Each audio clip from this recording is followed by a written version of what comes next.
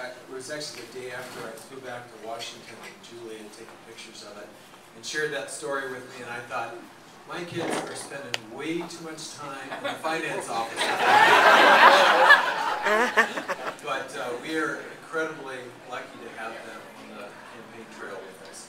And looking around this room, I can say this looks like a room that doesn't want to go back to where this country was 3 years ago. And I can say, having just come from, actually the first time I've ever seen Air Force One land, and greeting the President, welcoming him to New Mexico, it occurred to me how hard so many of you worked 2 years ago so that we could see a change in direction in the White House and the Congress and the Senate. And that's what's at stake this year. All of that work, and certainly there are many, many things yet to be done. We have a long ways to go to turn around the almost decade of regressive policies in this country. But when you look at what's at stake, it's not just what we've accomplished in a year and a half of saying that women ought to get paid the same as men, for goodness sakes. Of saying maybe we ought to have an energy policy in this country. Of saying, you know, healthcare, that ought to be for people with diabetes too. But we're not going to give up on all the work that was done in 2008 because we have so many things where we need to continue to move forward. We have immigration reform that we need to finish. We need an energy policy in this country.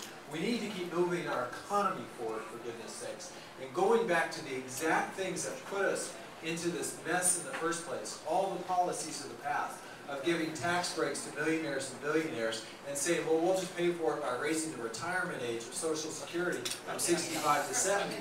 That is not progress, and that is not what I represent. And I have to tell you, John Boehner is in Washington, D.C., measuring the drapes, thinking that he's going to be the next Speaker of the House of Representatives. The only way he can become Speaker is by coming through New Mexico. He has to win here. He has to pick up the swing seats right here in the central New Mexico, in southern New Mexico, to become Speaker of the House of Representatives. And so when we say we're going to stop, we're going to keep fighting for the things that New Mexico's congressional delegation has worked on over the last few years, it's not just about New Mexico. It's about our entire country. It's about drawing a line in the sand in New Mexico that says if we can keep Martin Heinrich and Ben Ray Lujan and Harry T., the rest of the country benefits too.